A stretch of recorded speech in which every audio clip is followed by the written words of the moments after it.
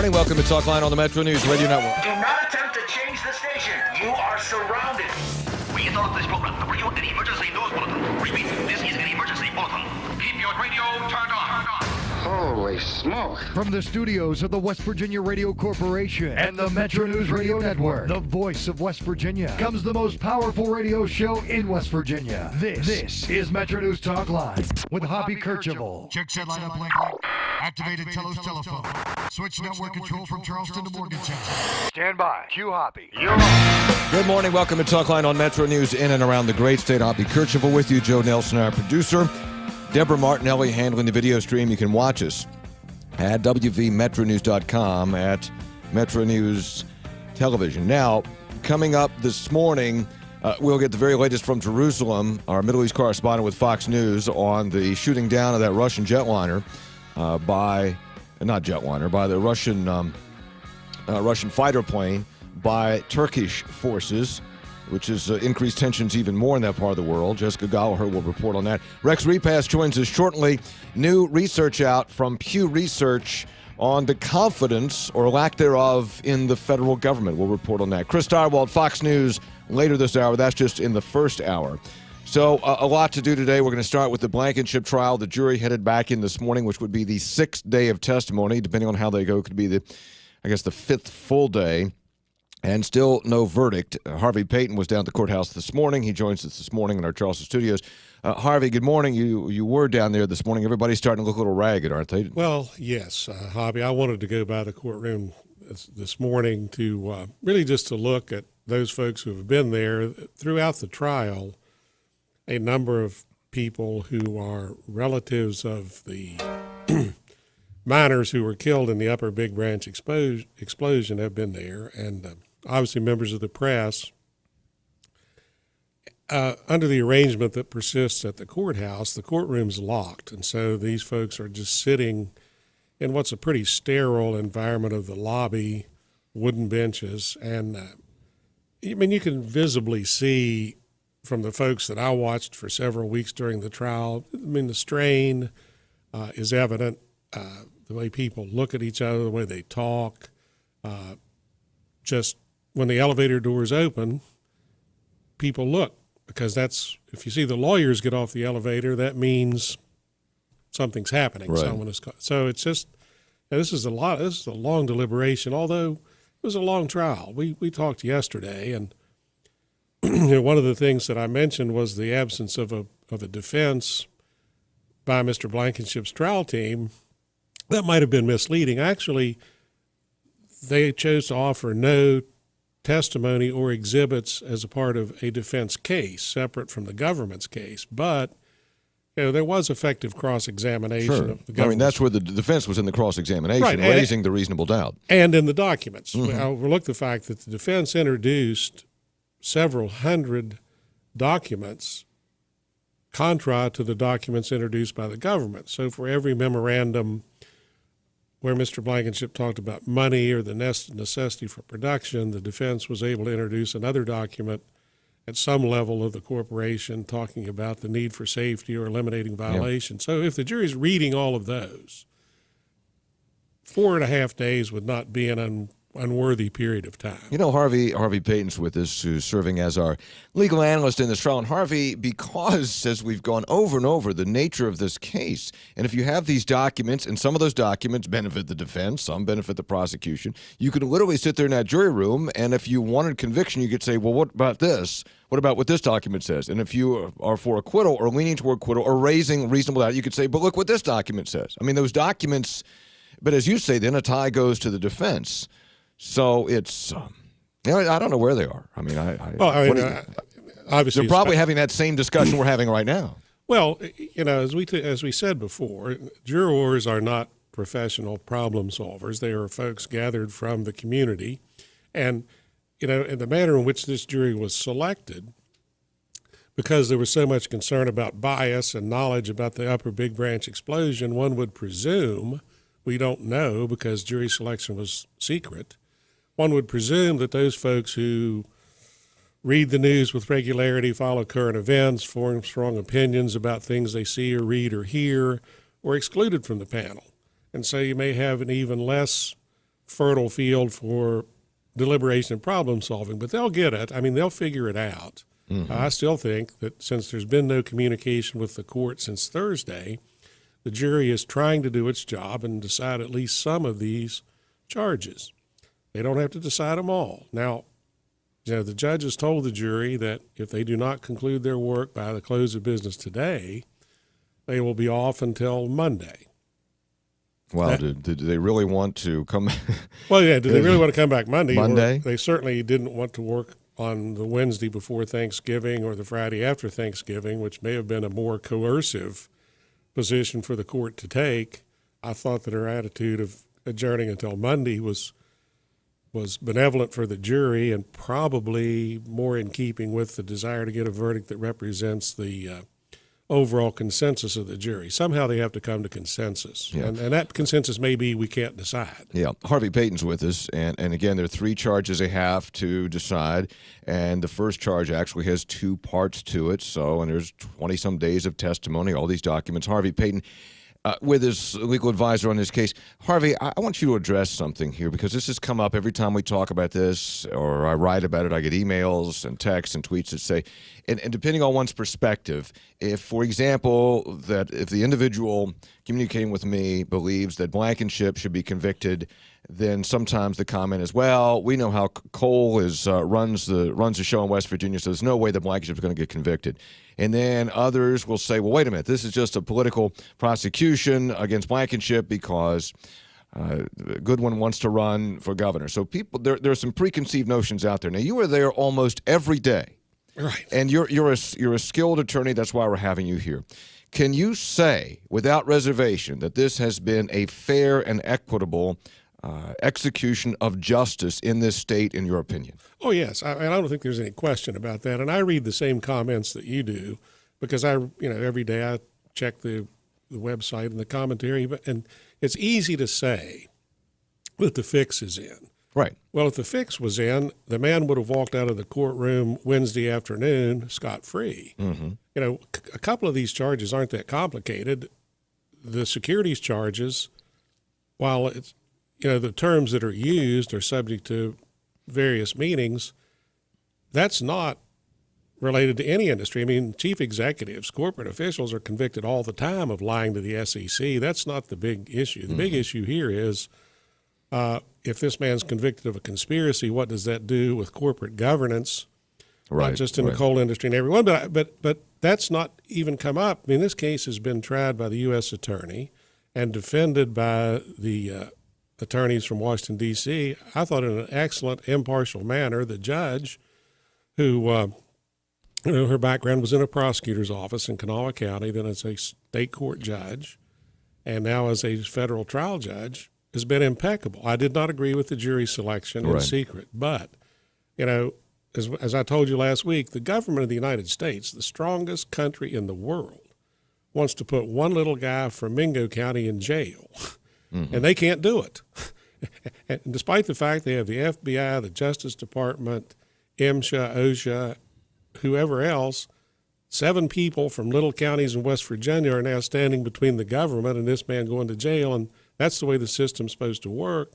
Those comments, I think, are completely out of order and do injustice to the system.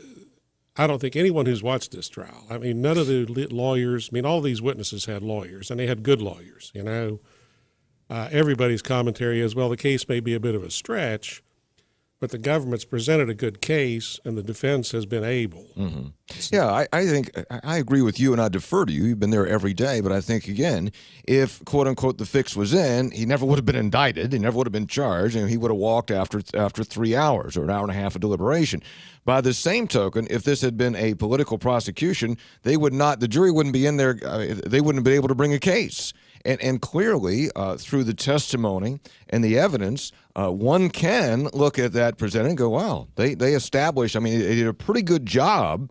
And, of course, the judge ruled that if the government didn't have a case, the judge would have thrown it out after the prosecution presented its evidence, which she did not do. She did not do that. Yeah. And, it's too So what I'm trying to get at, and I think you agree, and I'm trying to draw this out of you, and we're on the same page here, is that I think this has been a legitimate execution of justice in this case. And then the jury's going to decide, and then we'll move on. Yeah, it's a worthy prosecution. You know, shortly after the biggest mining disaster since Farmington, the FBI and the Department of Labor started to receive communications from miners and other folks associated with this company telling them that unlawful conduct, willful violations of the law were happening. Right. Now, they investigated that and chose to prosecute the top person in the company. It wouldn't have taken much to prosecute a section foreman or even a mine superintendent. And you know, those folks were probably given immunity somewhere along the line to help. But that's done all the time. I mean, prosecutions that may be selective in their target for the purpose of future deterrence are done all the time. The Internal Revenue Service is way more likely to indict a high-profile doctor or lawyer or politician than they are a guy running a tire store. The guy that's running the tire store or the dry cleaning shop gets to work out a deal and pay his taxes. Mm-hmm.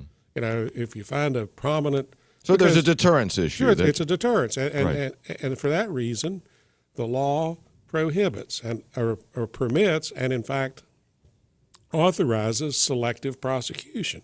Mm-hmm. It's the Justice Department's job to not only prosecute crimes, but to deter the commission of criminal conduct in the future. So there's no question it's a worthy prosecution. That doesn't necessarily mean there'll be a conviction.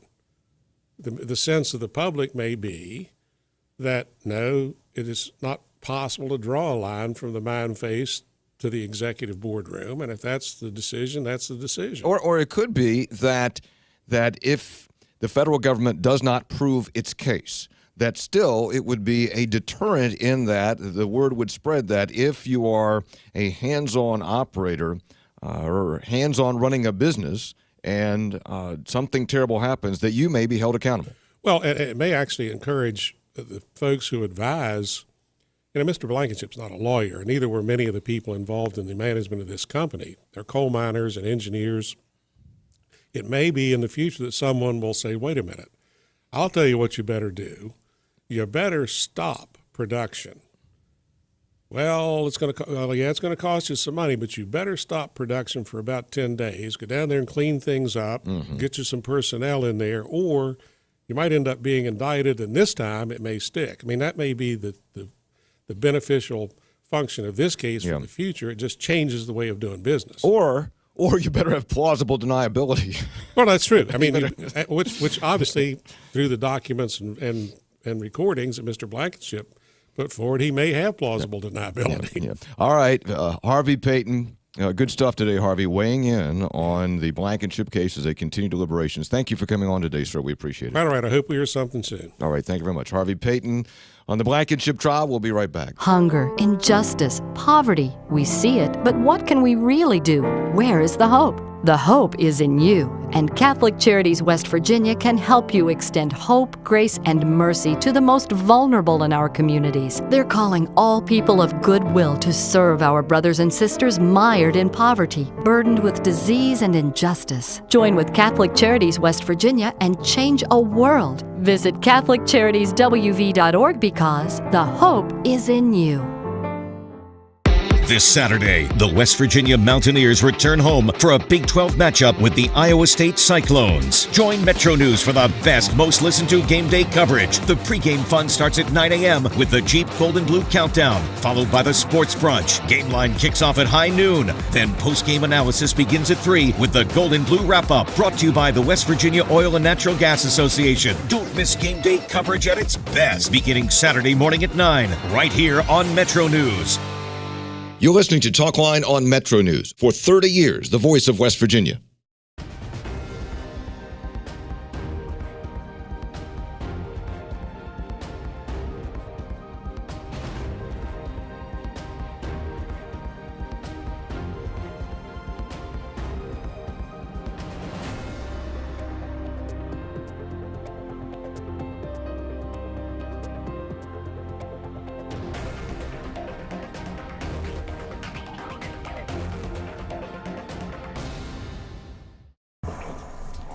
there.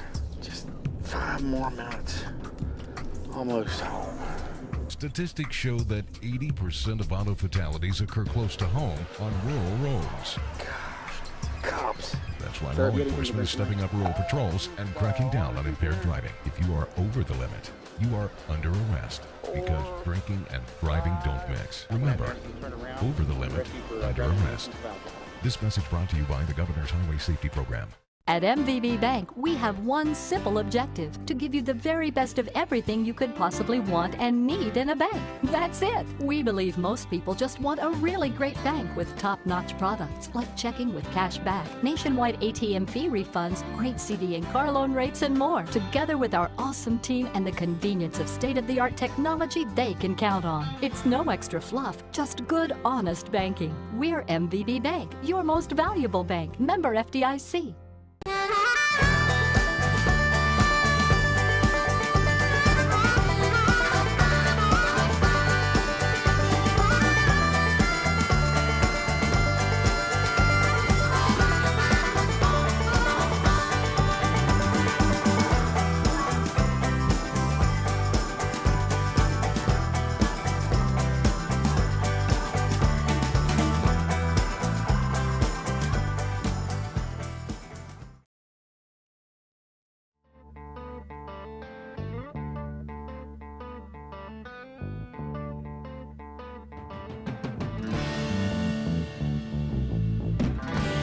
Talkline presented by MVB Bank, your most valuable bank, member FDIC. The breaking international story, developing international story, is a Russian fighter jet shot down by Turkish forces. Jessica Gallagher, Fox News Radio in the Middle East Bureau in Jerusalem, following the story. Jessica, good morning. What do we know? What happened?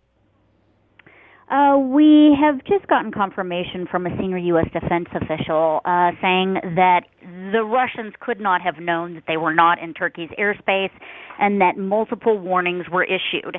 There was a system that was used, a mandatory guard system in aircraft, and that U.S. forces heard Turkey warning Russia.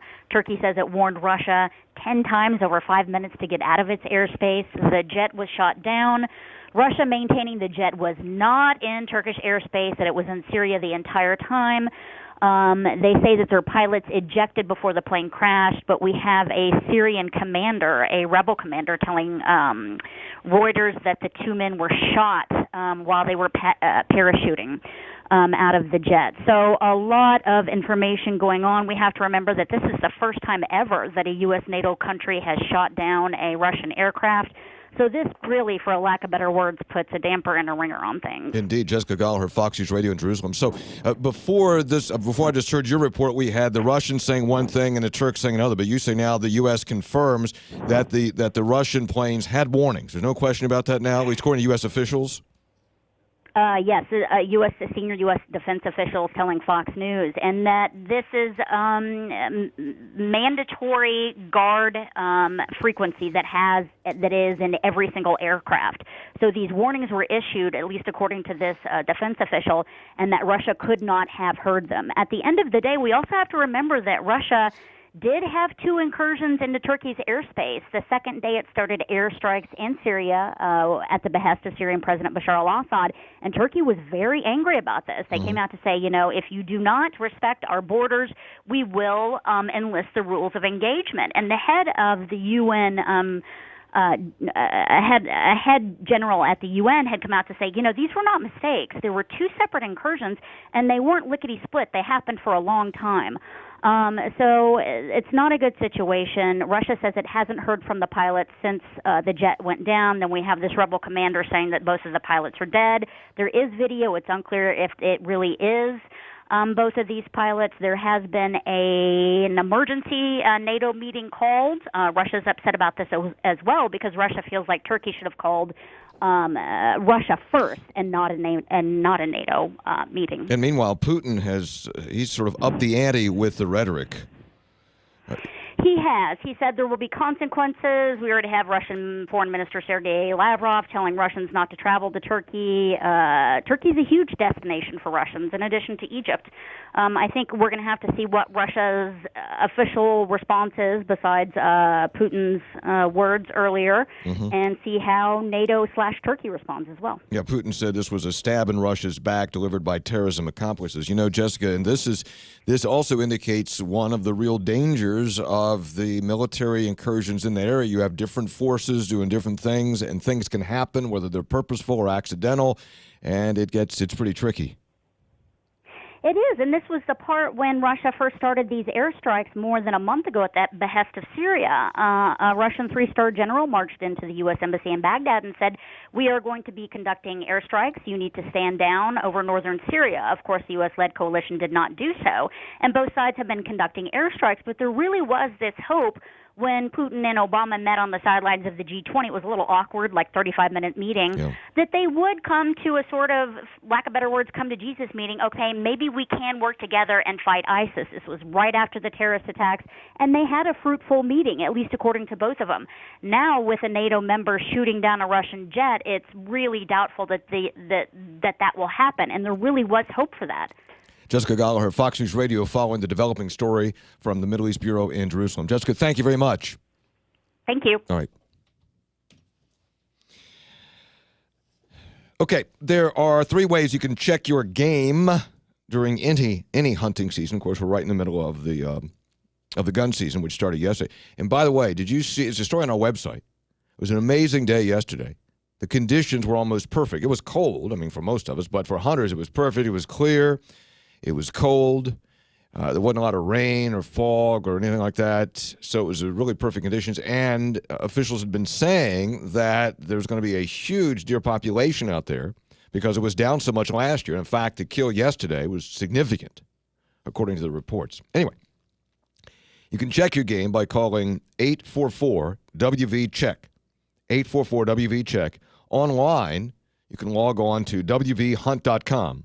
In person, stop by a hunting or fishing license agent. Also, you know this by now, you need to know your permanent DNR ID number. And when you check your game, you'll be given a 13-digit confirmation number, and you must write on that number on your field tag. It's that simple. If you need an ID number, visit WVHunt.com, WVHunt.com to get your ID number.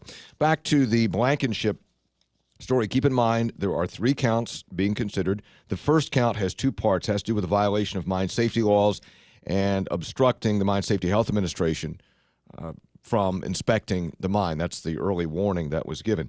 Now, the violation of mine safety laws is punishable by up to 1 year. It's a misdemeanor. Violation of the MSHA, obstructing MSHA, is 5 years, up to 5 years. Lying to Securities and Exchange Commission, up to 5 years.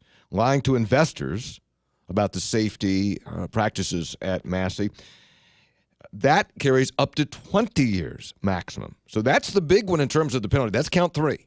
That's the big one in terms of the penalty. Jury resumed deliberations today. Haven't been in contact with the judge for a while now, and today is the last day of deliberation before the Thanksgiving holiday for the court. This is Talkline on MetroNews. MetroNews is the voice of West Virginia. 10:30, let's get a news update. Check in with the Metro News Radio Network. Find out what's happening statewide this hour, all across the great state of West Virginia. West Virginia Metro News, I'm Shauna Johnson. State police say a fire built by 2 hunters likely loosened the boulder that fell and killed one of those men Monday afternoon in Boone County. The victims identified as 25-year-old Donnie Barker III from Wharton. According to troopers, he and another man were out deer hunting when they built that fire Monday afternoon under a rock overhang in an area known as Barrett Warden. A Raleigh County Circuit judge is granting the State Department of Health and Human Resources request for a preliminary injunction against Coal Country Clinic, but will not ask the clinic to fully close its doors. Judge Burnside gave the petitioners, the DHHR, and the respondents, Coal Country Clinic, 11 days to come up with a meaningful petition on factual basis on the arguments of noncompliance. He ordered the 2 sides to also better communicate and find a solution to their disputes over who qualifies as terminally ill and who doesn't. Coal Country Clinic is operated in the Daniels area of Raleigh County, and they face accusations from the DHHR that they violated state code in the amount of pay patients that they were prescribing controlled narcotics to without suffering terminal illnesses. The DHHR claims they were operating as a pain clinic. Coal Country Clinic says otherwise. A date has not yet been set for their next hearing in court. I'm Alex Wiederspiel, WVMetroNews.com. The forecast says today will be a milder day than Monday, with temperatures expected to climb higher still in West Virginia by Thanksgiving. You're listening to Metro News. For 30 years, the voice of West Virginia. AARP is your ally for real possibilities in West Virginia, a strong advocate, trusted resource, and partner in your pursuit of a life reimagined. At AARP, we're listening to members and potential members in every community across the state. Whether fighting for home energy affordability, enhancing financial security, supporting family caregivers, strengthening consumer protections, or helping you protect your hard-earned money, AARP is working every day for you. For more information, find us on Facebook at AARP West Virginia or visit us online at aarp.org/WV. This Saturday, the West Virginia Mountaineers return home for a Big 12 matchup with the Iowa State Cyclones. Join Metro News for the best, most listened to game day coverage. The pregame fun starts at 9 a.m. with the Jeep Gold and Blue Countdown, followed by the Sports Brunch. Game line kicks off at high noon. Then postgame analysis begins at 3 with the Gold and Blue wrap-up, brought to you by the West Virginia Oil and Natural Gas Association. Don't miss game day coverage at its best, beginning Saturday morning at 9, right here on Metro News. Nearly 18,000 bucks have been checked in with the State Division of Natural Resources with day 2 of buck season underway. Additionally, more than 3,000 does have also been harvested. DNR biologist Chris Ryan is monitoring the numbers through the DNR's electronic system. It's going extremely well. It's making a big convenience for hunters. The buck numbers are already up from opening day of buck season last year, and hunters have 72 hours to check in deer, so the day 1 numbers could climb higher. From the Metro News Anchor Desk, I'm Shauna Johnson.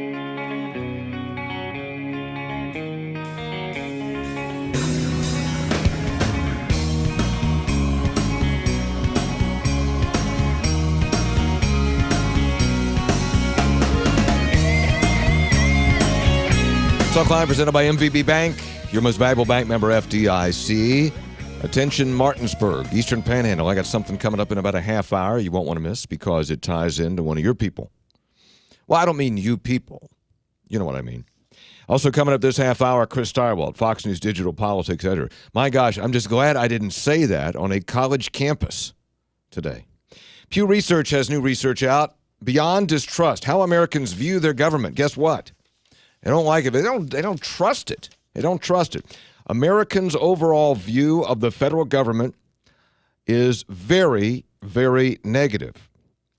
According to Pew, just 19% of Americans trust the government, talking about federal government, trust the government always or most of the time. Just 19%.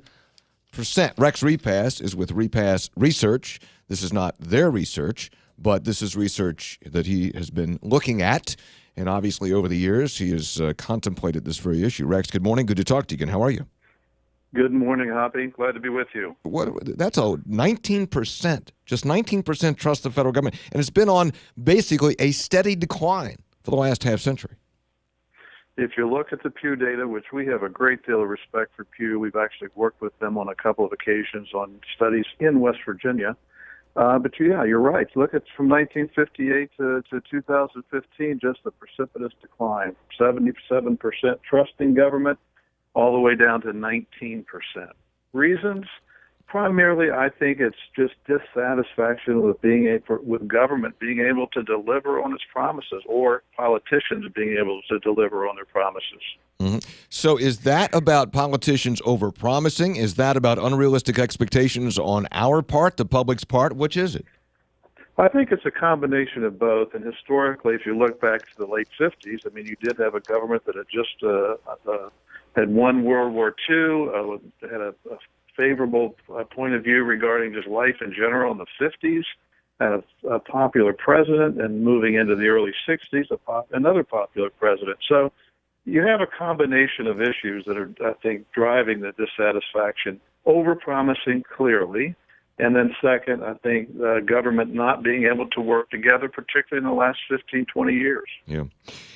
Pew also breaks it down a lot of categories here to find out what people think about whether it's something is a major role of government, whether the government's doing a good job at it. There's a bunch of categories. One is keeping the country safe from terror. 94% believe that's a major role for the government, and 72% believe the government's doing a pretty good job. So if there is a place, there are several places where the government gets pretty high ratings. Well, that's one of them. And so, yeah, I think it's interesting to look at that number. There's the data there on is the role of government and is the government doing a good job. If you look at the top four, 3 of the 4 people perceive the government doing a good job, and that's safe from terrorism, responding to natural disasters, ensuring safe food and medicine. Where the government is not doing dramatically, at least perceptually, not doing a good job is in managing the immigration system. Look at that difference. 81% to major role, and only 28% say that government is doing a good job. But you know what? I looked at those numbers, and again, you have all these categories, and you just named the top 4. Maintaining the infrastructure. 76% say that's the government's job. Only 52% say they're doing a good job. Well, that's still, slightly above 50%. Strengthening the economy, ensuring basic income for people over 65, setting workplace standards. But when you look at those, I find that they don't reflect only 19% trusting the government, because trust is higher categorically, Rex, when you look at the individual categories and ask people, is this the government's job? Yes. And how are they doing? Well, but it's not as bad as the 19%. I agree. And that's very clear in this data. Really, there's the perception of 19% saying the government is not doing a good job is a 10,000-foot look at this versus the actions of government, and generally it's perceived pretty favorably, as you said. There are exceptions to that, and there's also party exceptions. If you look at this data broken out by Republican and Democrat registration, you see that the Republicans responding to this survey are much more dissatisfied with the individual aspects of what government is delivering or is not delivering than Democrats in general. So why the disconnect between the two? I think part of it is about small governments, that Republicans, desiring and wanting small government, and understandably, and a belief that government is bloated and therefore not effective. So I think it's about just how government should operate, the desire for small government, and the disconnect between where government is doing a relatively good job, but there's the overall attitude that government is inefficient. Yeah. I was just thinking about one of the categories where the government gets high marks, ensuring safe food and medicine. 87% believe that's a major role for government, and 72% believe America's doing a pretty good job. Well, also it starts with businesses who, let's face it, it's bad if you're in the meat business, it's bad for business to put out bad meat. That's gonna be a problem for you. So I think it starts there, but then there are government regulations, there are safety and health standards, there are safety inspections, those kinds of things. And those are places where you don't think about necessarily on a day-to-day basis, but you go, well, that actually works pretty well. You don't think about it until something catastrophic happens, like a contamination issue and there's a product recall, which is very rare on a large scale basis when you consider the amount of product that's delivered every day in this country. If you think about it in the context of what happens every day when we walk into a Kroger or other supermarket, or we go to our CVS and we buy our prescription medications or over-the-counter medications, 99 times out of 100 things are darn good. Yeah. So it's again, but you see the attention when there is something really negative happens with our food supply or our over-the-counter or pharmaceutical products, and then of course the perception of the government doing its job certainly is more negative, because the question is asked, why did that happen? Yeah. And that might have affected me. Yeah. I have an anecdote. My wife tells me that she was in the grocery store a couple months ago, and she was standing in line. There was a guy in front of her or something, and they were at the ice cream section, and he got a quart of ice cream, and looked at the price, and he said, "That damned Obama." So it's just that to me is sort of, if you think ice cream price, if you don't like Obama, if you don't like the federal government, or if you don't like President Obama, and the ice cream prices are high, you're going to blame Obama for it. So that may contribute to the 19%, right? No doubt. When the president's rating is nationally in the tank, and in West Virginia really in the tank, I mean, the president's going to get a lot of blame for a lot of things. Do you think Rex Repass is with us from Repass Research? Do you think there are any larger implications here for the country as a whole if we go on for long periods of time and only 1 in 5 Americans trust the government to get it right? I think there's tremendous implications. I mean, we all have, for example, infrastructure. We all want infrastructure improvement in the country. By that, I mean making our roads better, making sure bridges are safe, making sure that we have safe transportation and alternatives to driving and flying. However, if there's negatives regarding how government works, you can't get these things accomplished. Mm-hmm. So how do you fix roads? How do you get better bridges? How do you get better rail systems? Well, these are the implications, I believe, when there's 19% saying government is not doing a good job, and both the Congress is not working, or the legislatures aren't working as they should. I think also there are I think there's an overpromise issue too. Maybe this is going on forever, but especially in an election year, when candidates are promising all kinds of things, everything is going to be better, we're all going to be above average, the unrealistic expectations lead to inevitable disappointment. That's why I liked when Chris Christie said, here's what I'm going to do about Social Security, and it was tough medicine, but it was an accurate portrayal of the problems with Social Security. It wasn't saying no one has to do anything. But can you get elected saying that stuff? Sadly, that's exactly right. You have a tough medicine message, and George W. Bush had some ideas that were a tough medicine message on Social Security, on immigration policy. But when they're demagogued by either party, then you get this divide, and you also get this lack of belief that these promises are legitimate, or they can, if they're in agreement with your point of view, that they can be accomplished. Yeah. Rex Repass with Repass Research, and also author of the MetroNews West Virginia poll, weighing in on the new Pew research, which says Americans' overall views of the federal government are very negative. Just 19% trust the government always or most of the time. Rex, good to talk to you. Have a great holiday. Thanks for coming on, sir. Happy Thanksgiving. Have a great holiday, Hoppy. Take care. You too. Rex Repass, good to have him on. Christmas in Shepherdstown kicks off Friday. Town's going to have a bonfire, a chili and cornbread supper in Shepherdstown, the lighting of the Shepherdstown town tree. Santa's going to be there. This is an annual tradition. It's been going on in Shepherdstown. It lasts until Christmas Eve. A lot of different events every weekend. For more information on Christmas in Shepherdstown, call 800-225-5982 or check out the website, go2wv.com. Go2wv.com. Christmas in Shepherdstown. Chris Direwall's next. Would you go to a dentist for joint replacement surgery? No. Would you go to the barbershop to get your prescription filled? Goodness, no.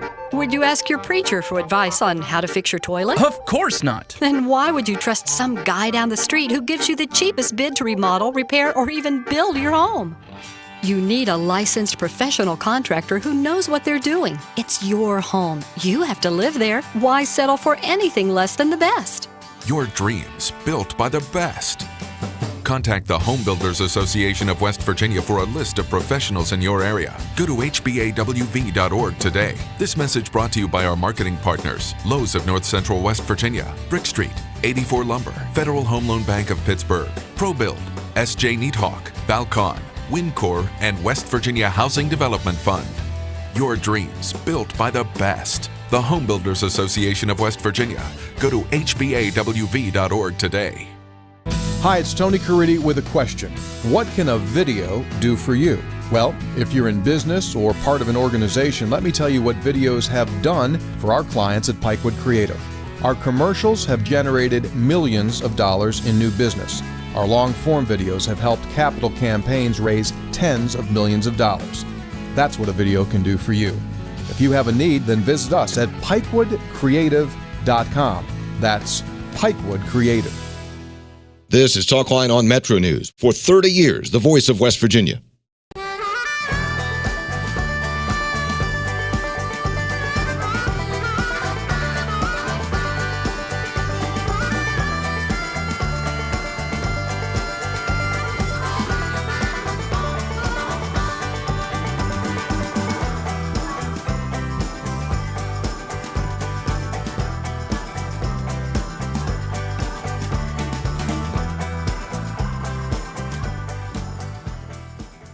At MVB Bank, we have one simple objective: to give you the very best of everything you could possibly want and need in a bank. That's it. We believe most people just want a really great bank with top-notch products like checking with cash back, nationwide ATM fee refunds, great CD and car loan rates, and more. Together with our awesome team and the convenience of state-of-the-art technology they can count on. It's no extra fluff, just good, honest banking. We're MVB Bank, your most valuable bank. Member FDIC. Almost there. Just 5 more minutes. Almost home. Statistics show that 80% of auto fatalities occur close to home on rural roads. Cops. That's why law enforcement is stepping up rural patrols and cracking down on impaired driving. If you are over the limit, you are under arrest because drinking and driving don't mix. Remember, over the limit, under arrest. This message brought to you by the Governor's Highway Safety Program.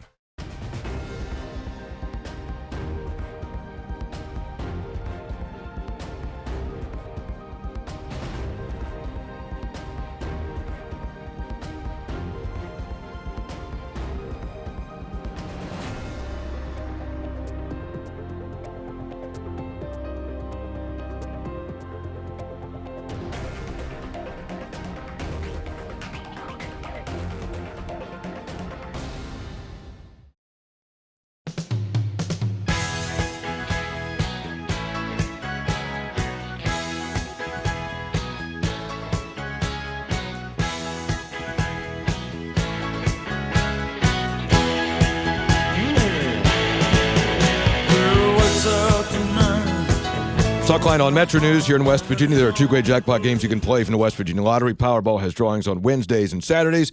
Mega Millions has drawings on Tuesdays and Fridays. The Powerball jackpot is $90 million.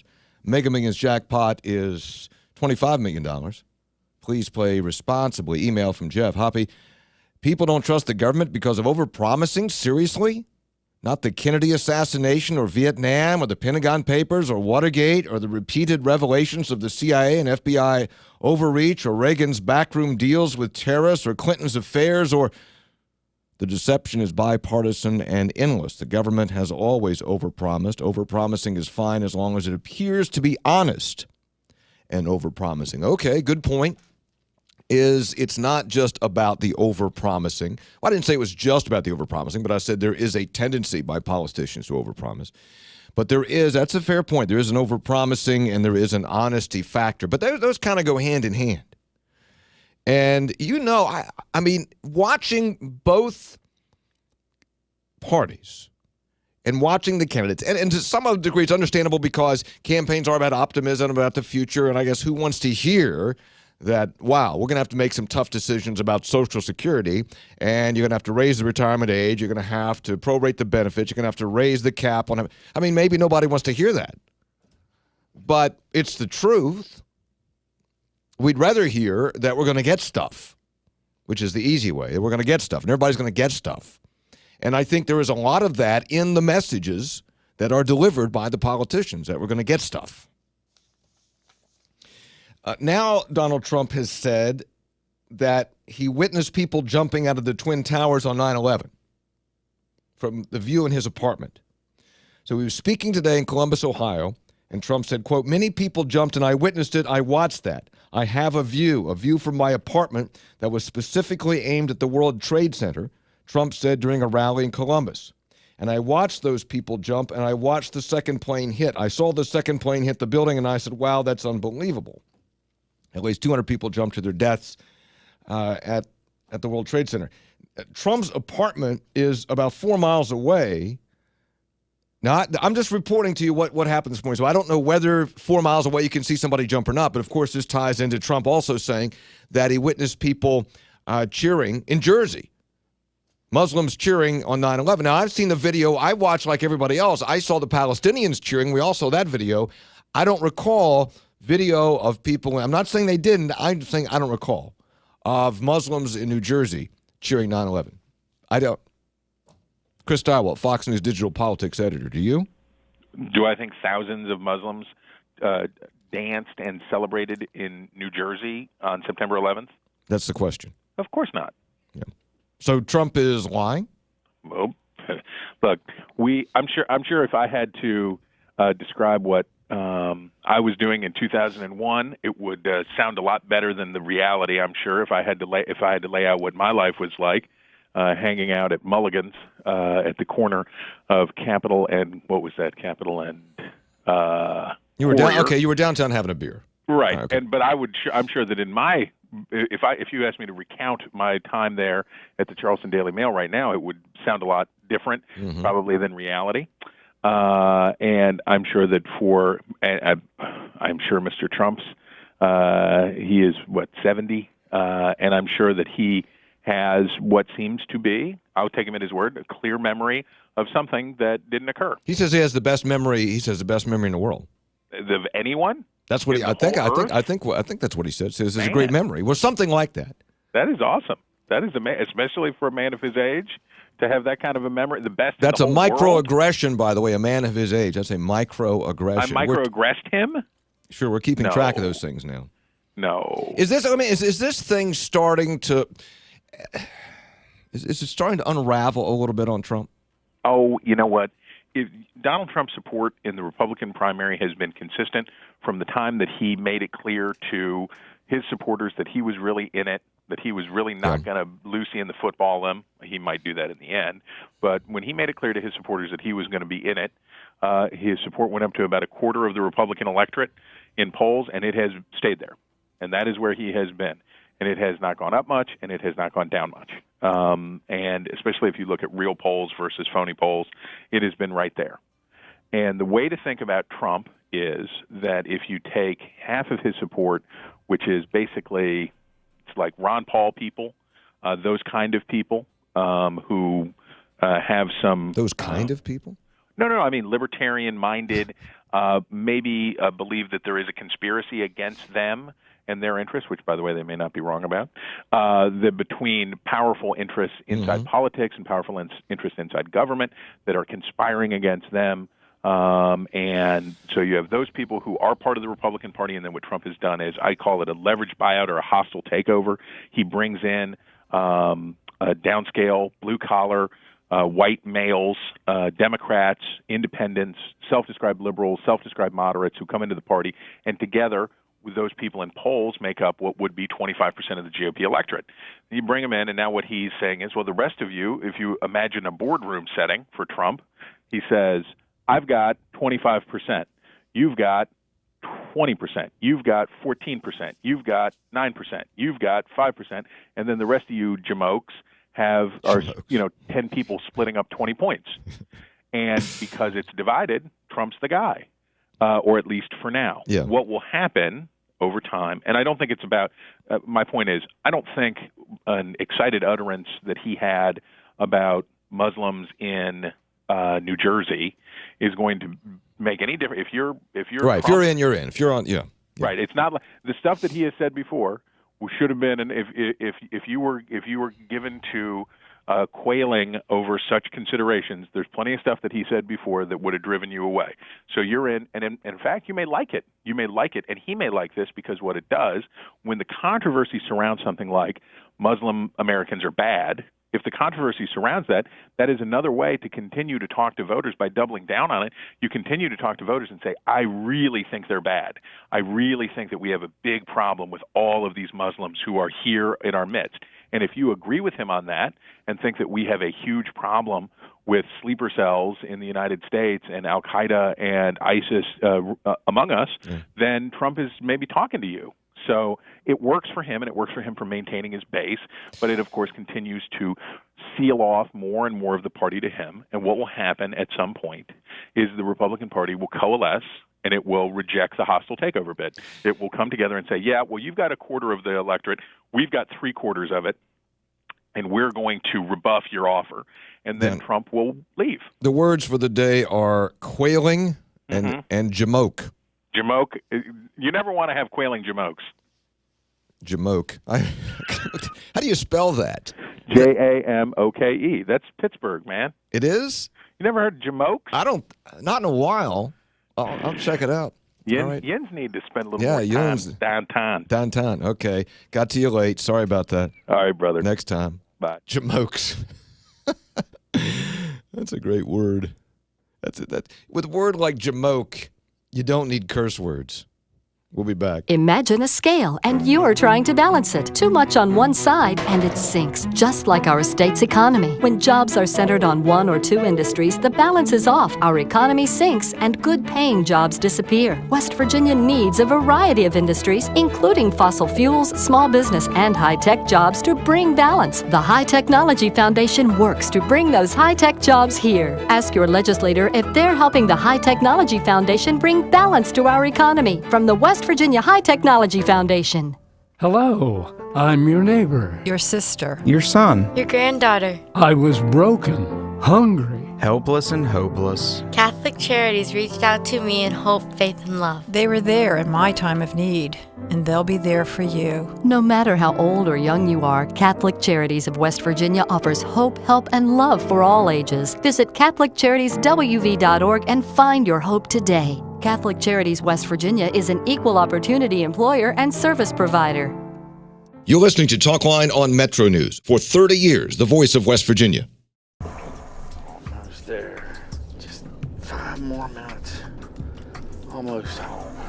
Statistics show that 80% of auto fatalities occur close to home on rural roads.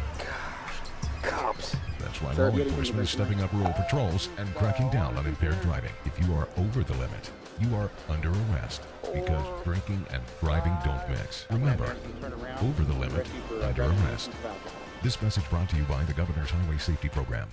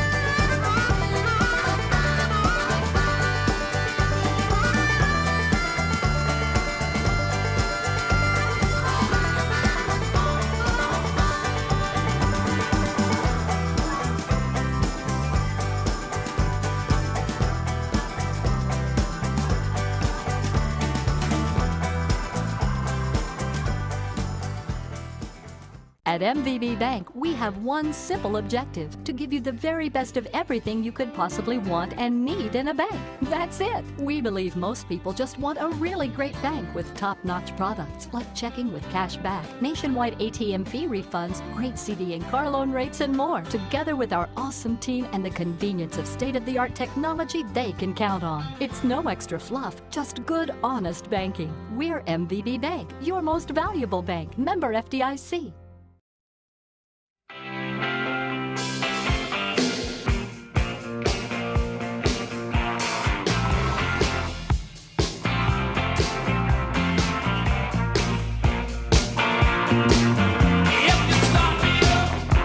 Talkline presented by MVB Bank, your most valuable bank, member FDIC. Robert says it's actually, if you use the Pittsburgh slang, it's jamoke, i.e. But I looked it up, and the Urban Dictionary says it's just jamoke, which is somebody who lacks mental abilities, like you're from Java and moke. But I just hadn't heard the word in a while. This is Talkline on MetroNews. MetroNews is the voice of West Virginia.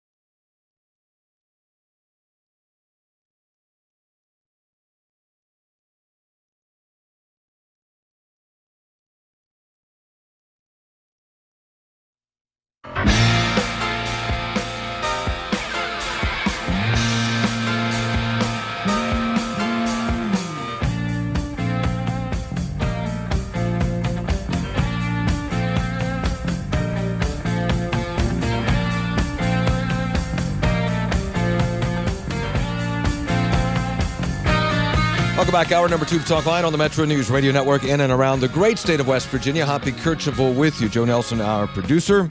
Deborah Martinelli handling the video stream. A little bit later this half hour, more on what's happening on our college campuses in this country concerning the political correctness trend. But right now, the Syracuse men's cross-country team won the national championship the other day. Syracuse, now follow me here. Syracuse men's cross-country team won the national championship the other day. It was a little bit of an upset. They had 3 runners that placed in the top 10, had 82 points to knock off number 1, Colorado. So Syracuse wins the cross-country national championship in men's, first time since 1951. The coach of the Syracuse cross-country team is Chris Fox. Chris Fox is a 1976 graduate of Martinsburg High School. And folks who are about my age, or maybe a tad younger, remember Chris Fox from his days at Martinsburg, an outstanding high school runner there, one of the most accomplished ever in Martinsburg, and he became an All-American. He went to Auburn, ended up in Syracuse, where he now has a national championship. He joins us on Metro News Talkline. Chris, good morning. Good morning, Hoppy. Thanks for having me. Congratulations. Well, thanks. It was a great day for us. It was still a little bit hard to fathom. Yeah, how'd you pull off the upset? You guys were not favored. I mean, you're very good, but you weren't favored. How'd you pull off the upset? It was one of those days where every guy on the team had their best day. Wow. And we had no letdown. And we saw a couple of holes maybe in Colorado's team at the regionals, which were 2 weeks ago. And we seemed to exploit them. Like, our guys went to the front early and kind of put the pressure on them. And we had a big lead, and then they kind of caught up with us with 1.5 miles to go. And then we found a little extra the last 400 or 500 meters and ended up gaining about 12 points on them over the last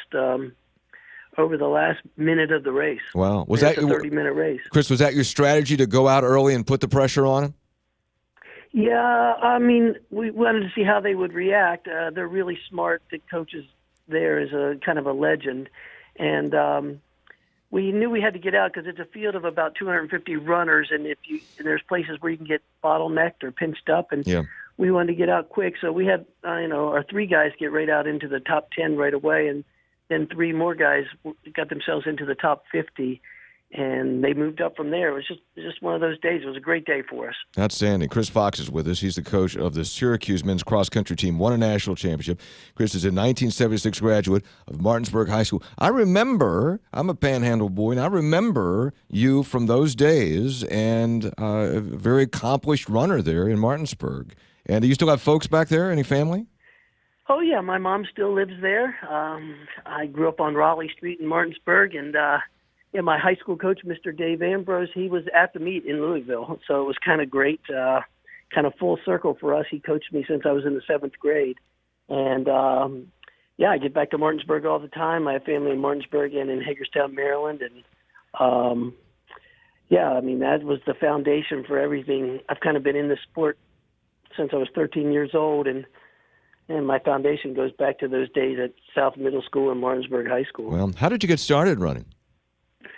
I played basketball. I was really, really, really tiny. I played basketball in the 7th grade, and Mr. Ambrose was my coach, and then he took over the track program there at South Junior High, it was called then. Mm-hmm. And he just got me running. I had success right away, a lot of success for a little kid early, and he just kind of nurtured me all the way through, and we ended up winning a state championship at Martinsburg High School.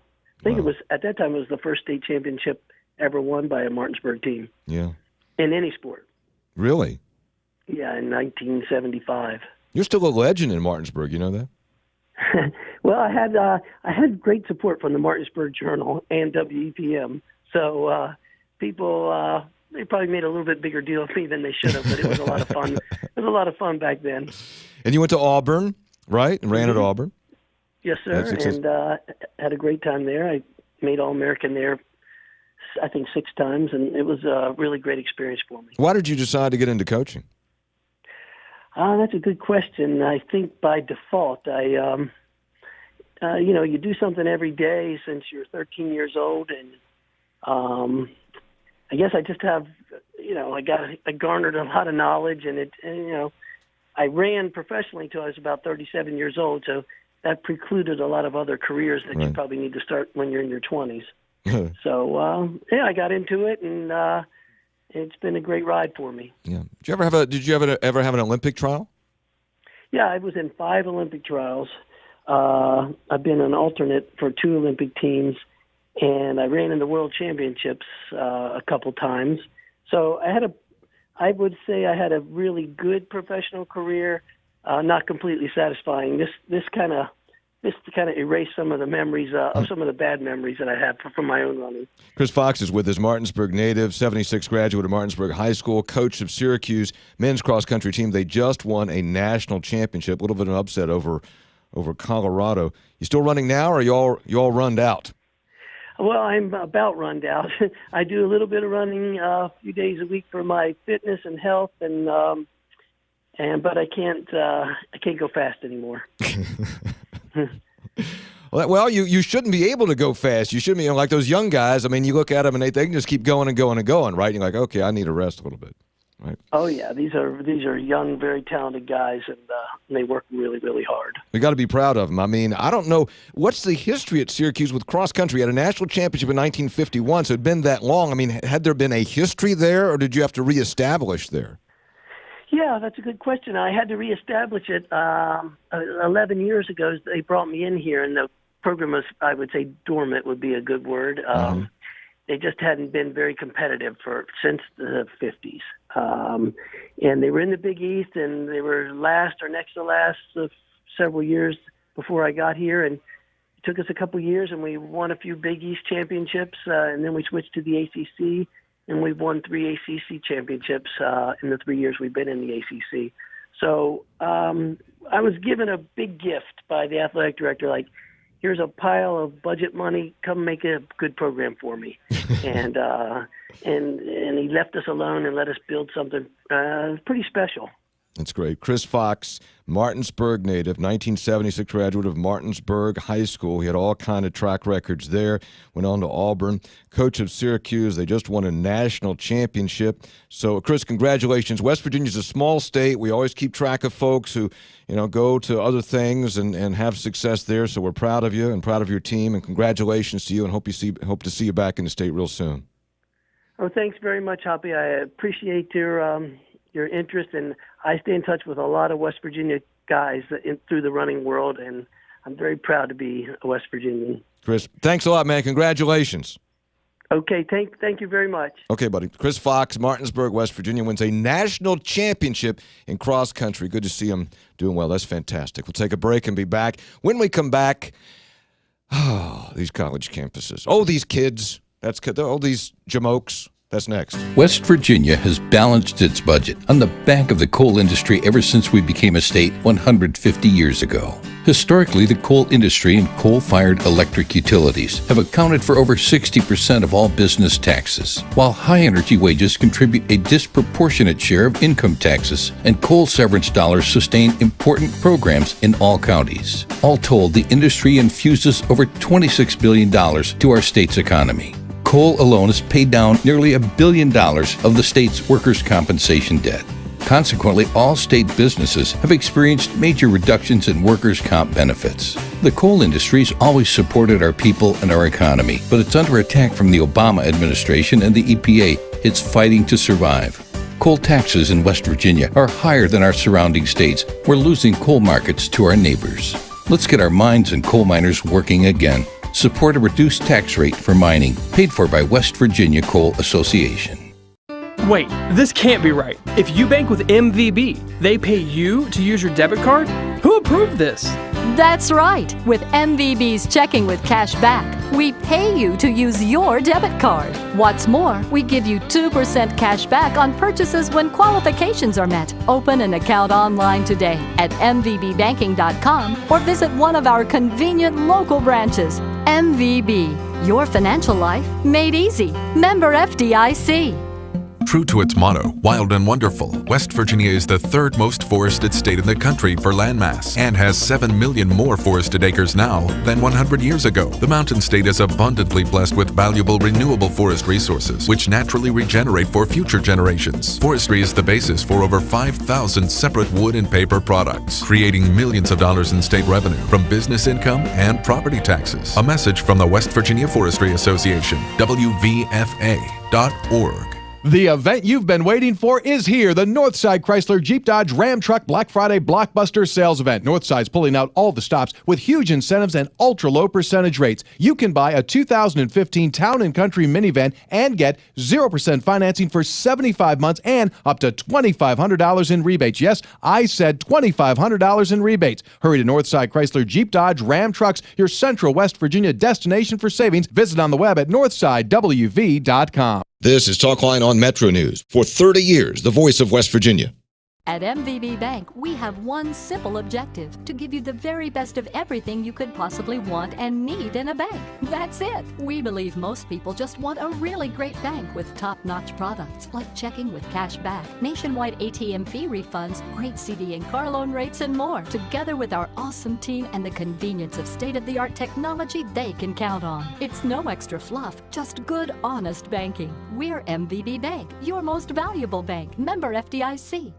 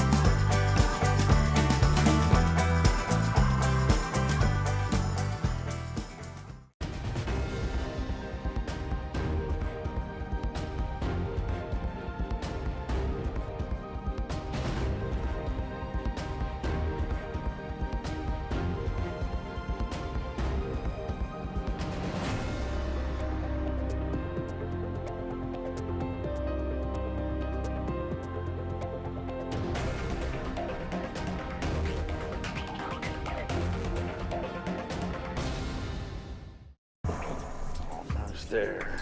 Just 5 more minutes. Almost home. Statistics show that 80% of auto fatalities occur close to home on rural roads. Cops. That's why law enforcement is stepping up rural patrols and cracking down on impaired driving. If you are over the limit, you are under arrest because drinking and driving don't mix. Remember, over the limit, under arrest. This message brought to you by the Governor's Highway Safety Program.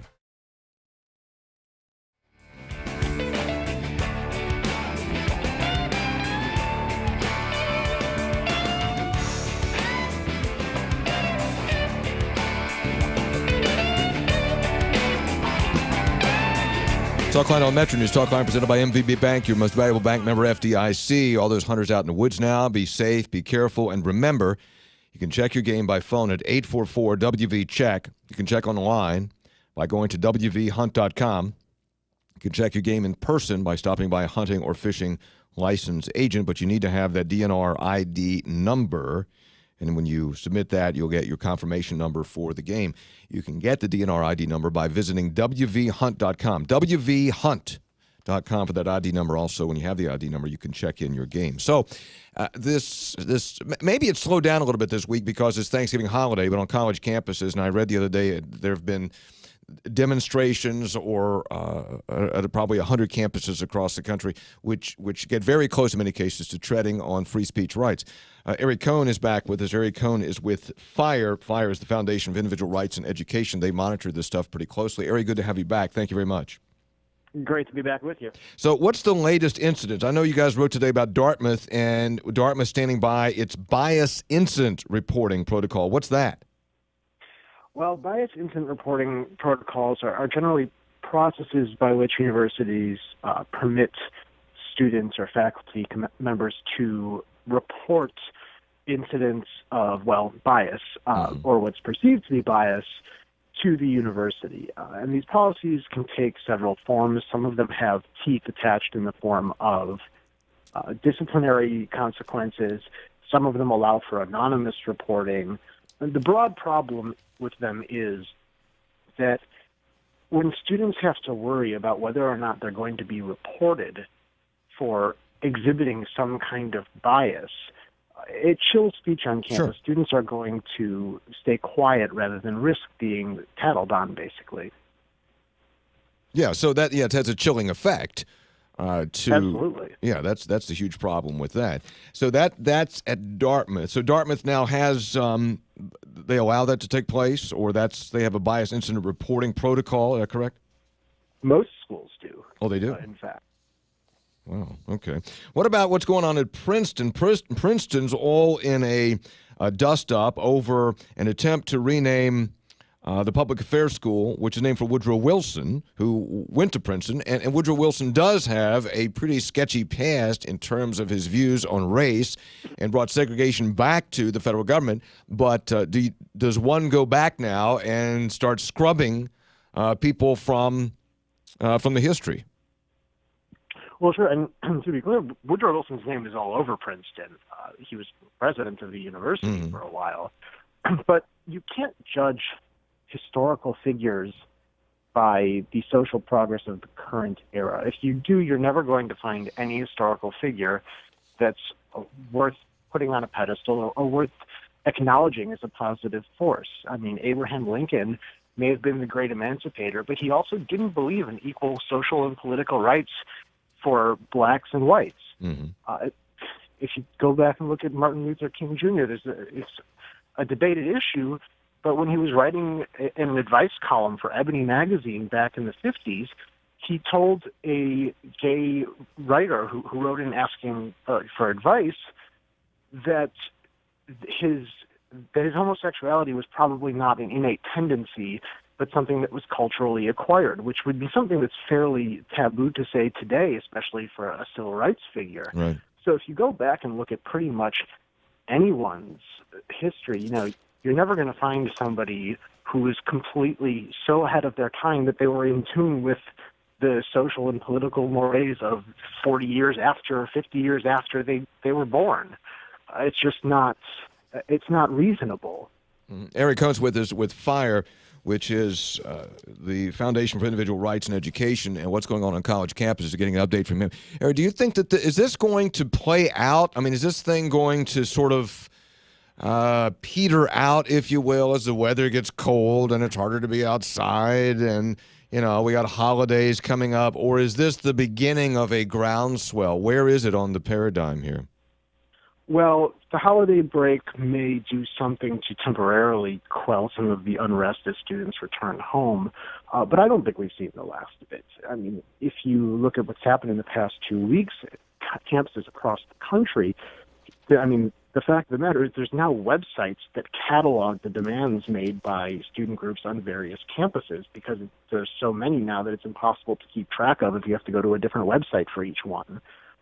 I don't think that movement is going to go away overnight, nor do I think it necessarily should. Students should be free to request change and air their grievances about campus, and administrators should grant them that right and respect it. But it's still incumbent on the administrators to reject any demands for censorship or any other illiberal policies. But I do not think that we have seen the last of this by a long shot. Eric Cohn's with us with FIRE. Eric, I was thinking about this the other day, and I think it might have been a conversation with you, or maybe it was with somebody at the First Amendment Center, where they said if we're going to address this issue, those of us in the press should try to honestly look at ourselves too and how we cover these issues, and not just be automatically dismissive, which frankly is hard to do. And I got to thinking, well, maybe, I'm a 60-year-old white male, and that when I was growing up, there were certain kinds of behavior that was okay with my parents. And they weren't bad people. It was just a different time. And then those of us who were children said, well, you don't do that anymore. We're progressing.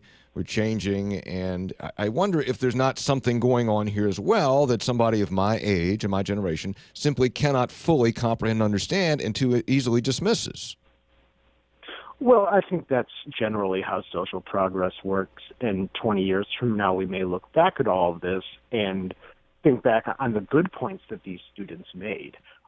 That said, I don't believe that we'll ever look back and say, oh, that request for censorship was really a good thing. Mm-hmm. I think the efforts to address racially hostile climates on campus may go down in history as a positive one. But I think that's generally how it works. Mm-hmm.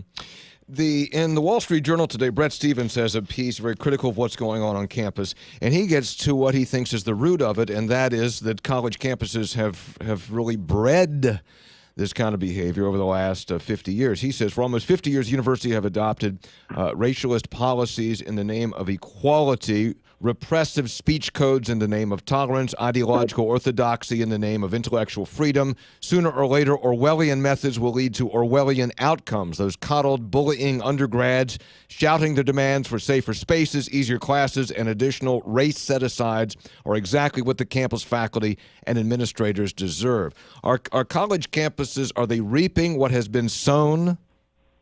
I think he's right about that. I don't think they're 100% to blame, but they are largely culpable in this creation of their own doing. College administrators have long sought to avoid any strife on campus, to suppress dissent on campus, and they've, in doing so, taught students that censorial tactics work and that they're easy. And so students are going to avail themselves of them. What's easier, debating someone or shutting them up? The latter, obviously, and they've enabled students, and students aren't dumb. They learn lessons about what's easy and what's difficult. They learn what tactics can be used to their advantage. They take note of it, and we've enabled them. And so definitely we're reaping what we sowed. Then do some campus administrators or many campus administrators further enable by rolling over or indulging some of the more ludicrous ideas or proposals that surface? I worry about that. I worry that the second one administrator seeks to ban so-called hate speech on campus and sets that precedent, that we're going to see a lot more of it, just as we saw after the administrators at Mizzou stepped down. That was followed very shortly by the dean at Claremont McKenna stepping down. I think that when administrators see these things happen and see other administrators acceding to some of these demands, they worry that their career could be in jeopardy if they don't also. Eric Cohn, Senior Policy Officer with FIRE, the Foundation for Individual Rights in Education, and there's a ton to talk about now concerning that particular issue. Eric, thanks for coming on. We appreciate it. Enjoy your Thanksgiving holiday if you have one coming up, and we appreciate your time. Thanks for having me. Have a happy Thanksgiving. All right, man. Appreciate that. That in itself could be a microaggression, considering how the first Thanksgiving allegedly began. I'm just telling you. And I'm only half joking there because it has gotten so absurd. But if I had time, I would weigh in on a further point I tried to develop there about changing mores. But we'll see. All right, we'll be back. When we come back, more to come here on Talkline. This is Talkline on MetroNews, the voice of West Virginia. 11:30, let's get a news update. Check in with the Metro News Radio Network. Find out what's happening statewide this hour all across the great state of West Virginia.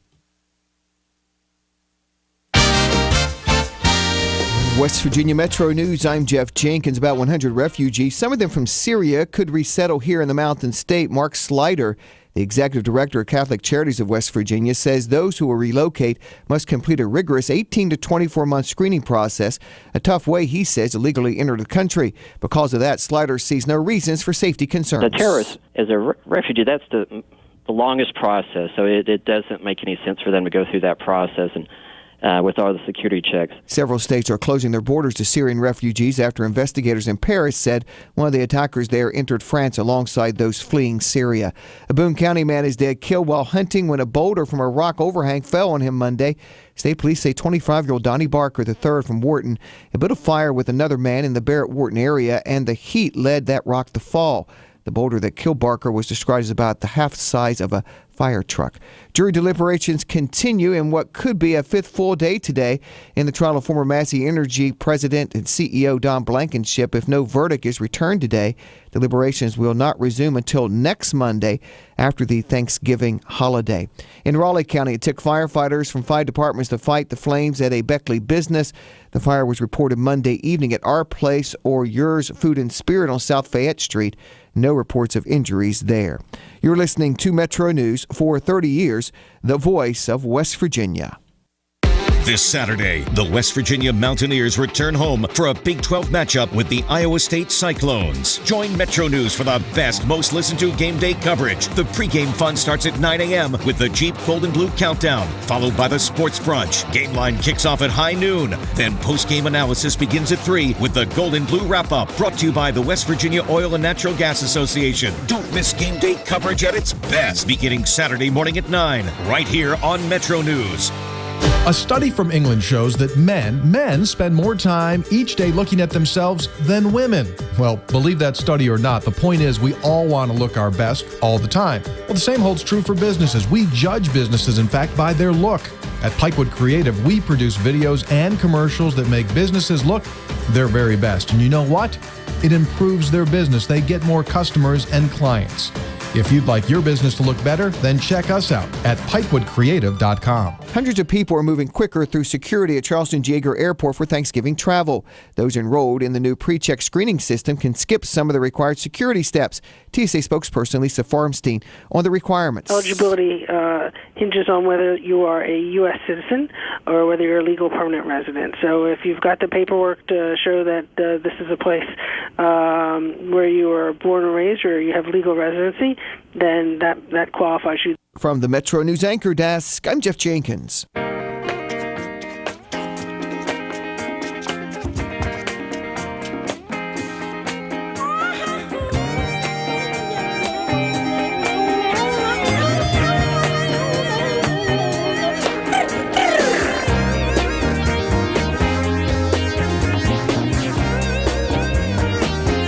Talkline on Metro News.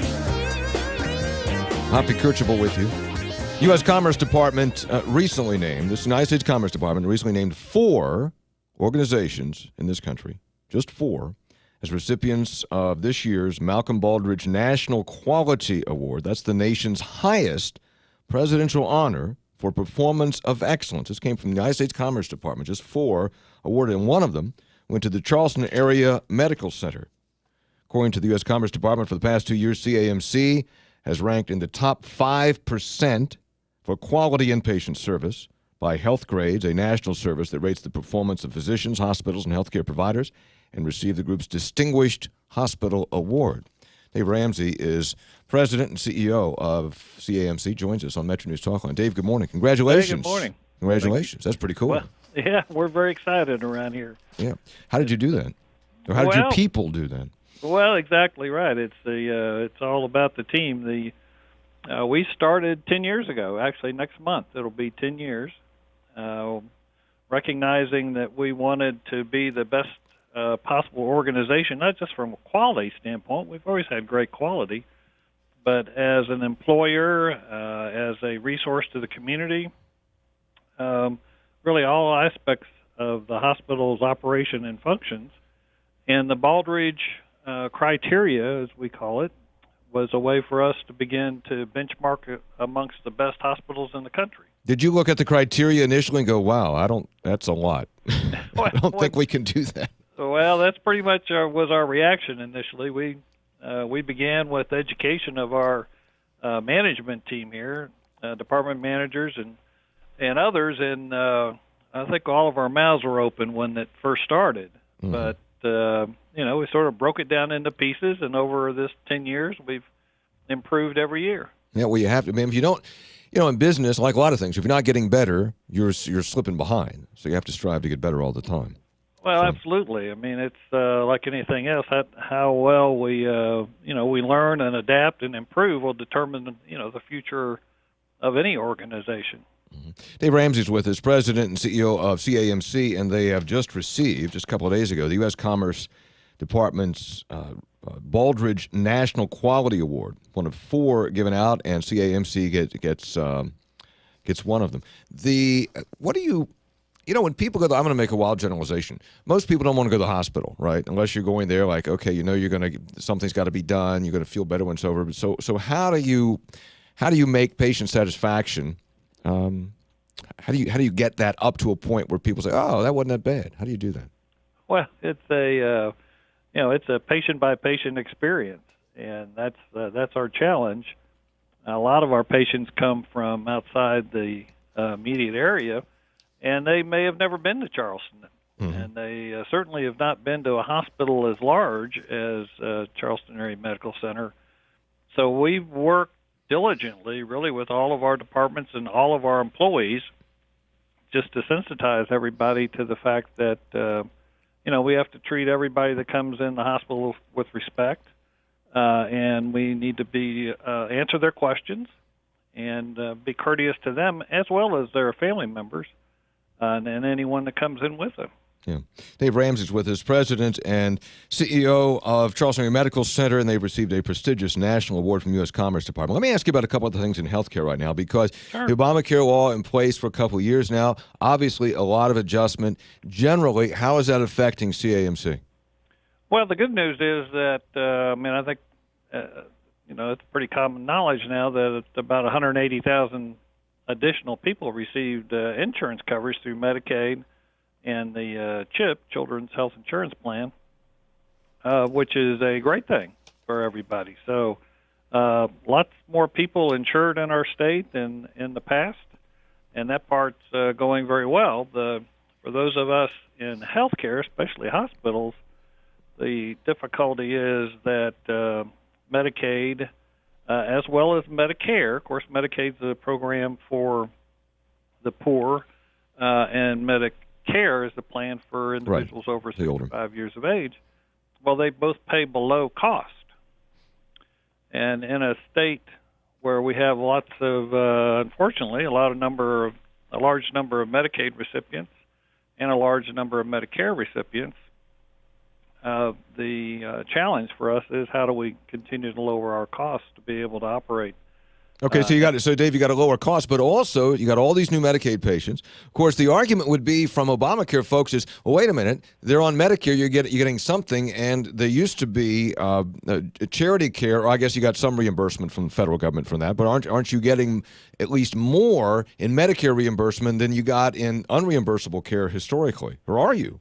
Well, we did, but the moving aspect of this is that as the concept was, we'll insure everybody in our nation, and then you're not going to need all this additional reimbursement from Medicare. So we've seen more reimbursement for patients that were previously uninsured, charity care or bad debt, but Medicare at the same time has cut $60 million out of reimbursement over the past 5 years, and there's another, in our just CAMC, $377 million total. That's cumulative from 2016 to 2024. So yes, we've improved our reimbursement, and that improvement from Medicaid has helped make up for the losses in the Medicare cuts to date. But the Medicare cuts keep going forward, and those cuts with the formation of the Affordable Care Act were put in place to fund a big proportion of the $1 trillion cost of the Affordable Care Act. Right.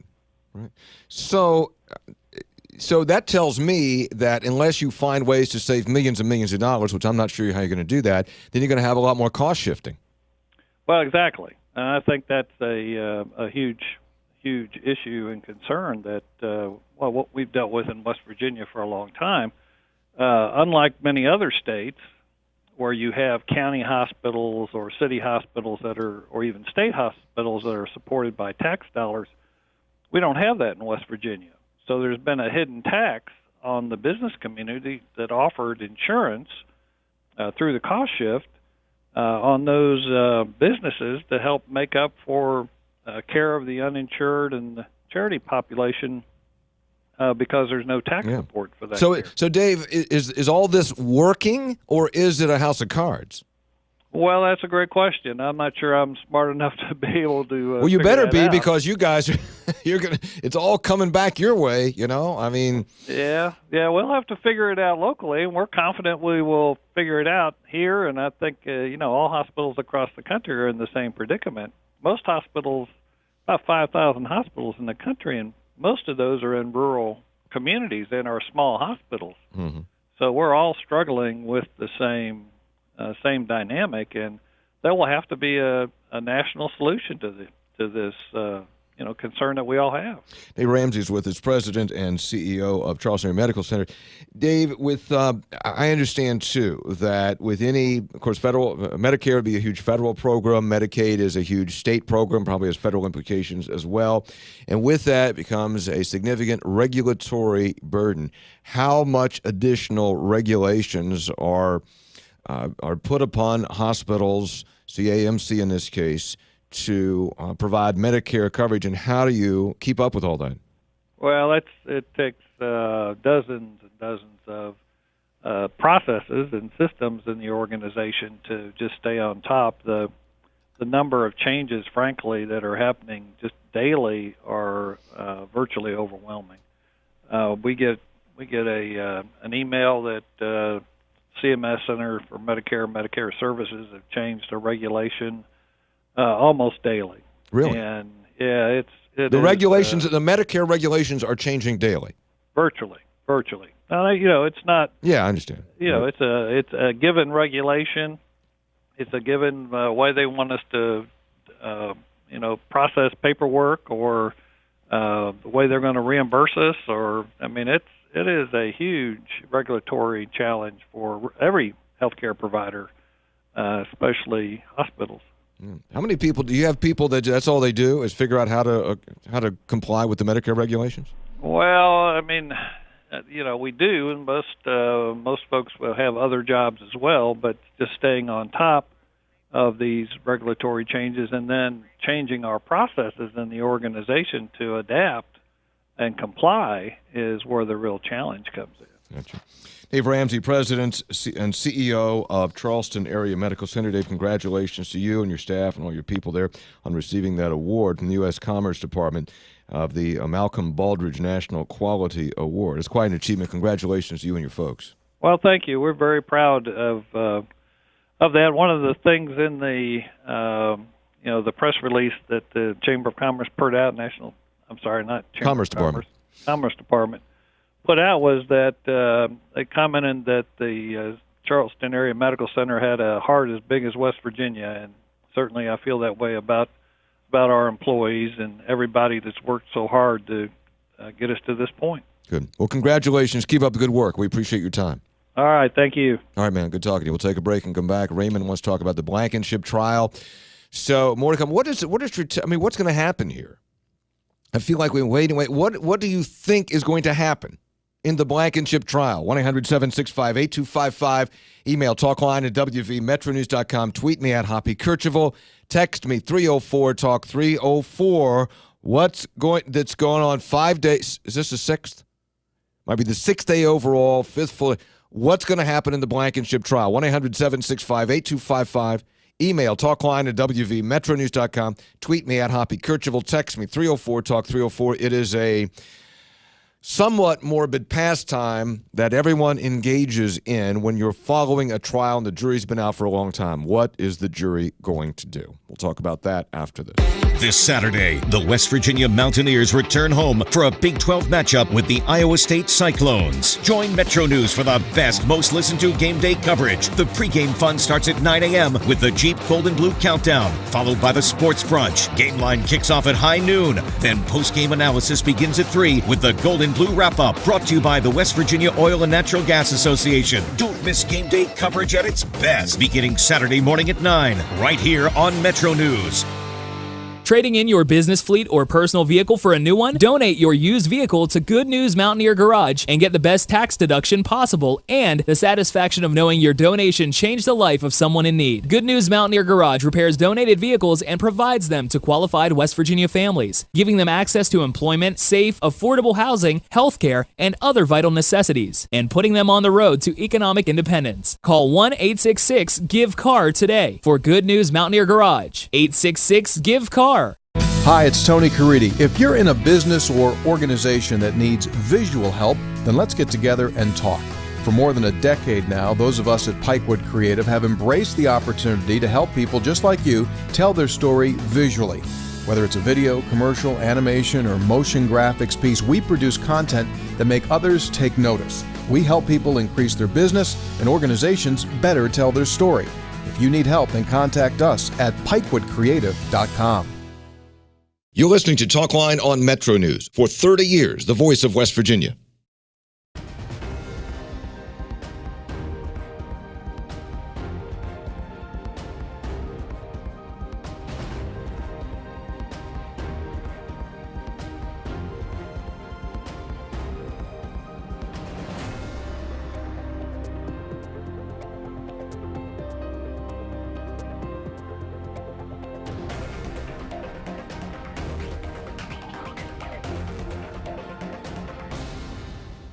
At MVB Bank, we have one simple objective: to give you the very best of everything you could possibly want and need in a bank. That's it. We believe most people just want a really great bank with top-notch products like checking with cash back, nationwide ATM fee refunds, great CD and car loan rates, and more. Together with our awesome team and the convenience of state-of-the-art technology they can count on. It's no extra fluff, just good, honest banking. We're MVB Bank, your most valuable bank. Member FDIC.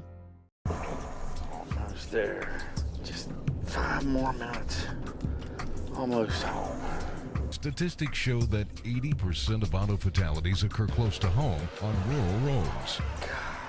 Cops. That's why law enforcement is stepping up rural patrols and cracking down on impaired driving. If you are over the limit, you are under arrest because drinking and driving don't mix. Remember, over the limit, under arrest. This message brought to you by the Governor's Highway Safety Program.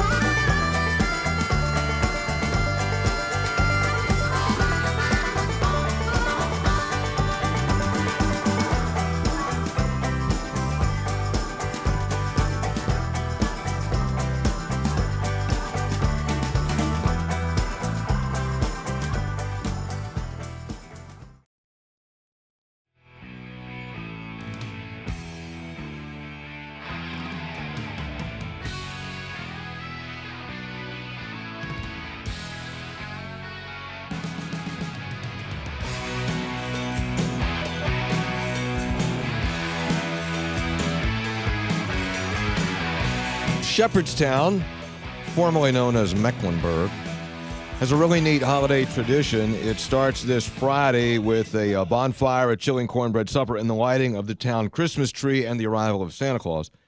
It's the annual Christmas tradition, and it lasts. They have stuff that's going on all the time, and it lasts until Christmas Eve. But join in as things start this Friday night. Christmas in Shepherdstown. For more information, call 1-800-225-5982. Or check out the website. Go to wv.com. Christmas in Shepherdstown. If I didn't have to work this weekend, might go over and see my mom and do that. But duty calls. Raymond in Hurricane. Raymond, what is going to happen in the Don Blankenship trial? Well, you're asking a question that I don't know anybody can answer except those 12 people on the jury, Hoppy. Yeah. I can give you an opinion. Sure. As the way I see the case, and that's as far as I can probably suggest anything to you. All right. Would you be interested in that? Sure. I'm 91 years old. I'm a retired chief industrial engineer for Pittston Company. They have came out with what I called innuendos that the CEO is responsible for the safety of a section. The safety on a section is number one, the responsibility of the section foreman. And then it drops down to each individual on that section. They are taught and go to school on safety and what they should do as an individual on each section where they are working. If the ventilation is bad, it's because whoever the individual is that's hanging the curtains and sending the air in the directions that it should go, it's his responsibility. If the water is not working on a miner, they have a electrician on there that is basically responsible for that, and it's up to him and the section foreman to see that water is there so they can not only have good air to breathe, but also see what they're doing when they're using the mine. So if there were serious safety problems at the mine, it's in your opinion, it's the responsibility of people who are underground, not the guy in the office. I'd say that it starts with the superintendent. Then you have a manager, and then you have a fire boss, and then you have a district. Right, it goes right up the man. ladder. Does it concern you at all, though, that Blankenship, according to the testimony, that Blankenship was very hands-on, was very directly involved in the day-to-day, hour-to-hour operations at the mine? My explanation for that would be an experience that I had. As I told you, I was retired from Pittston. Yeah. They had a coal mine that was not doing too well. They were on the verge of shutting it down. And the CEO, Hoppy, a fellow by the name of Spotty, called and said, could you work me up 3 options where we can cut our cost 5% on safety? We can keep the mine open if we do, which is 400 people. Okay. And the connection was that if the safety was bad, your compensation costs went up. So if we could save 5 cents on a ton of coal at that mine, then we could keep the mine open. We had to pay the land company so much. Yeah. So, but so what? So what happened? They got expenses. So there is a connection between the cost and safety. Mm-hmm. Not that the CEO is directly responsible for that. So based on your argument, you believe that the jury should find, I mean, based on what I'm hearing, you believe the jury should find him innocent, should acquit him. I think so. I think all the innuendo. I was mayor in Logan County for 4 terms, and I had some experience with being a city judge. So I did have some cases. So okay. So you believe they should find him innocent? Well, that's my opinion. Yes. Okay, that's what I got. That's what I wanted. You made your argument. Find him in. That's what I'm looking for. Thanks for the call, Raymond. 1-800-765-8255. Email Talkline at WVMetroNews.com. Tweet me at Hoppy Kercheval. Text me 304-TALK-304. What will the jury do? We'll go to you after this. At MVB Bank, we try to pique your interest. So listen up. With our most valuable checking with interest account, you'll earn high interest on your transactions with no monthly fees and nationwide ATM refunds when qualifications are met. With our MVB app and mobile deposit, that's just the beginning. MVB most valuable checking with interest. Now that's highly interesting. Open an account online today at mvbbanking.com or visit one of our convenient local branches. MVB, your financial life made easy. Member FDIC. As a cyclist, we make choices. We choose which motorcycle manufacturer to buy from. We choose what type of motorcycle we ride. We even choose where and when to ride. We also choose to ride straight, alcohol and drug-free. Alcohol is involved in 50% of motorcycle fatalities in West Virginia. That's 1 in 2 drivers who die each year. Don't become a statistic. Ride straight, alcohol and drug-free. Presented by the West Virginia Department of Transportation, Governor's Highway Safety and Motorcycle Safety and Awareness Program. This is Talkline on Metro News. For 30 years, the voice of West Virginia. Almost there. Just 5 more minutes. Almost home. Statistics show that 80% of auto fatalities occur close to home on rural roads. Cops. That's why law enforcement is stepping up rural patrols and cracking down on impaired driving. If you are over the limit, you are under arrest because drinking and driving don't mix. Remember, over the limit, under arrest. This message brought to you by the Governor's Highway Safety Program.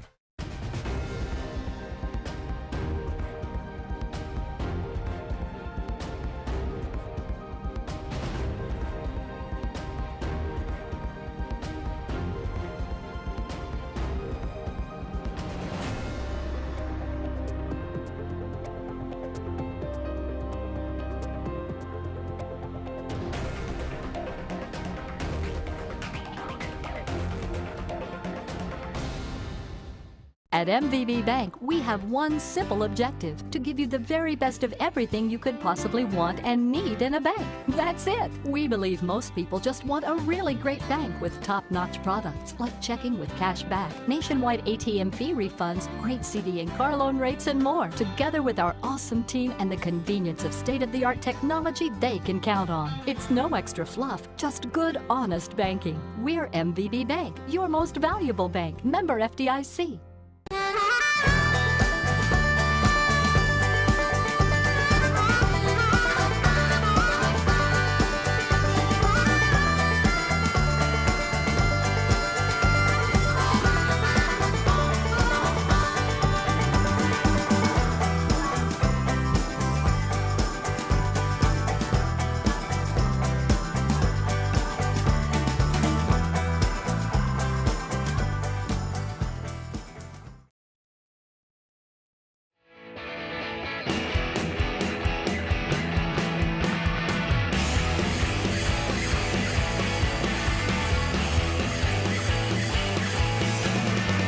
Talkline presented by MVB Bank, your most valuable bank, member FDIC. Here in West Virginia, there are 2 great jackpot games you can play from the West Virginia Lottery. Powerball has drawings on Wednesdays and Saturdays.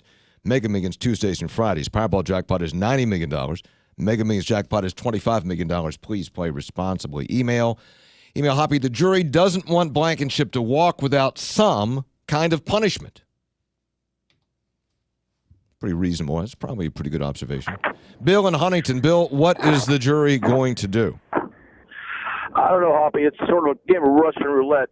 Hey, listen, everybody in the mine knows how many feet of coal was mined that day, the whole way inside and outside, and it goes the whole way up the chain.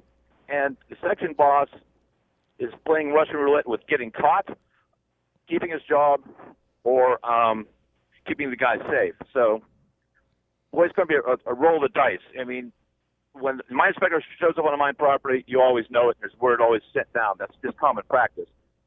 I don't know if there was obfuscation to the fact that, to the point that it's criminal, but it's just a day-to-day thing. So your observation is that what happened prior to UBB is what happens at mines. It is. I've been underground. My dad was a miner, and I worked in the corporate structure too.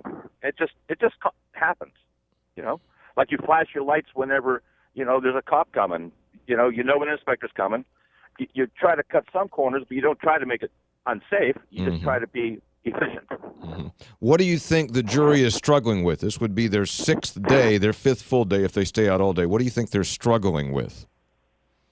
Whether or not there was overt liability afforded to Blankenship, how much criminality there was past common practice. Yeah, what? It's a good point. That whether it went. I mean, if this is kind of like, well, it's kind of how things go. But did he go beyond that? Right, and I think that's really where it is. So I got it. Go ahead. I'm sorry. No, I'd be struggling myself. Seeing both sides of it, I'd struggle myself. I mean, Harvey and I have talked about this thing every day for the past 6 weeks, and you kind of go, well, I could see it that way. I think it's a close call, and I think that Ron's email is a pretty astute observation that maybe the jury's thinking, I'm not sure we got it here, but do we want to let him walk? Can you really convict him on this? But can you let him walk? That could very well be the struggle. We're following it at WVMetroNews.com. We're there for whenever it happens. This is Talkline on Metro News, the voice of West Virginia.